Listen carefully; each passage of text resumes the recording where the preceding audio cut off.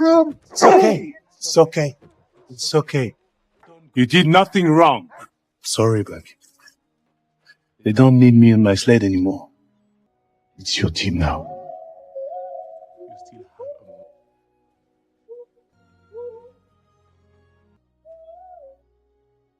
The gold prospector paid big money to buy the sled dogs. Bitter cold and hunger made it extremely tough for Buck and the team to pull the sled.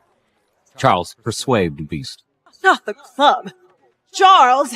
An old man showed up and saved Buck. Buck had helped the old man many times before. The old man fixed the prospector's sled troubles. He warned the river ice toward the gold fields was melting fast. He suggested waiting until spring to travel. Save your dogs and your companions the suffering. And let some old prospector beat us to the gold. No, thank you. Snow melted faster the farther south they traveled. The dogs struggled relentlessly hauling the sled. Slowly, I reached the rope toward the mother wolf and carefully looped it around her muzzle. Now she couldn't bite anyone. Then I led her away and brought her to the river, where I gently cleaned her wounds. That night, we rested together inside a cave. The next morning, I woke up to find the mother wolf staring straight at me. I didn't think much of it and went out to gather herbs. While I was treating my own wound, she slowly worked the rope off her muzzle with her paws, never taking her eyes off me. I walked toward her with a bowl of water, speaking softly even though she couldn't understand a word I said. Little by little, she relaxed and finally drank the water I offered her. Right now, what we needed most was food. But winter was closing in and the land had already turned cold and barren. There was almost nothing to eat, so we survived by digging up bugs. The mother wolf clearly wasn't happy. After all, bugs were all we had to eat every single day. Then one day, I finally worked up the courage to hunt a rabbit. The moment she smelled the meat, the mother wolf cautiously got to her feet and lunged at it, but she missed. I tore off a piece of raw meat and devoured it, though what I really wanted was a hot cooked meal. At last, smoke rose from my campfire, and I finally got to eat something warm. A stray dog was carrying food back home when it accidentally wandered into a mother leopard's territory. It dropped the wild chicken from its mouth and fearlessly charged at the leopard, barking relentlessly. The leopard wasn't about to back down either. It bared its fangs and snarled aggressively, but the dog didn't retreat. Instead, it kept taunting the beast. The mother leopard gradually lost patience and pounced, teaching the little dog a harsh lesson. The dog realized it was no match for the leopard, so it rolled away and scrambled to the side. It looked back at the leopard one more time and then bolted into the jungle. The dog came to a den and picked up a leopard cub in its mouth, running toward where the mother leopard was. It was trying to find a mother for these young cubs, but when it arrived at the leopard's lair with the cub, a plane suddenly flew overhead. The loud noise instantly put the mother leopard on alert, and she rushed her cubs deep into the jungle. The little dog looked up at the plane and realized it was his owner who'd been searching for him. A complex wave of emotions washed over him, but when he turned and saw the trembling leopard cubs, he was filled with compassion. So he hid under a large tree to avoid his owner's sight. As his owner's figure disappeared into the distance, tears welled up in the dog's eyes. He wanted to go back home with his owner, but he understood that if he left... I'll be right back, Bailey. Everything moved at a slower pace now, which was okay, because I never felt like running anymore. I was tired all the time. I didn't feel like playing anymore, not even with Horse Dog. Bailey spent every day lying bored on the floor, until Ethan's grandmother noticed something was wrong. Bailey was lying there without eating a single bite of dog food. It looked like he was seriously ill. Grandma immediately called her husband Bill. Bill tremblingly picked Bailey up and rushed him to the vet. When Bailey woke up again, he was already at the animal clinic. After examining him, the vet discovered that Bailey's kidneys were starting to fail, and there were many unknown masses growing on his body. The worst part was Bailey was already too old. Surgery would be completely pointless. Bill immediately asked the doctor to lend him a phone, so he could contact Ethan. I'm looking for Ethan. It's his grandpa, Bill. Ethan, are you here? I can't smell you. Where are you? When Bailey woke up again, he couldn't believe he saw Ethan standing there. Watch out! Put the rifle down! Put it down! He won't hurt me. See?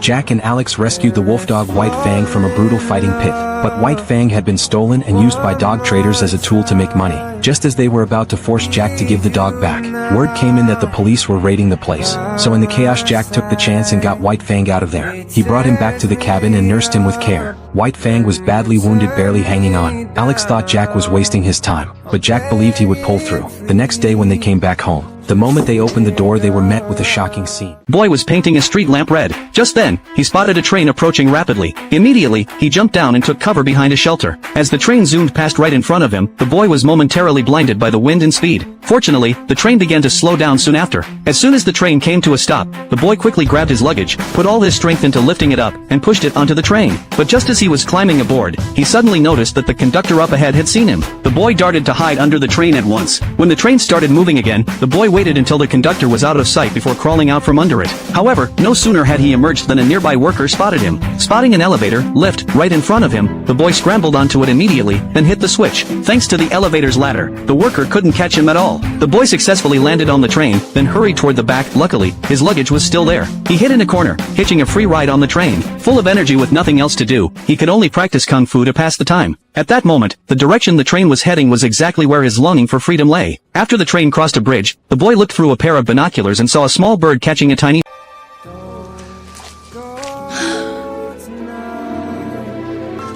Why is everyone staring? Don't you see it? See what?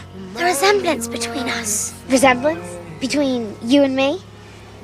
Later in their conversation they realize they both love eating Oreos dipped in peanut butter, and even their birthdays are the same. Then they start talking about their parents. Annie has never met her father, and Hallie has never met her mother. Annie has a photo of her dad. Hallie has a photo of her mom. Annie says her photo is torn down the middle. Hearing this, Hallie is surprised and goes to find her father's photo. She tells Annie hers is also torn down the middle. Hallie quickly turns and grabs her mother's photo. They agree to count to 3 and show them at the same time. 1, 2, 3. That's my dad. That's my mom. That's the lunch bell.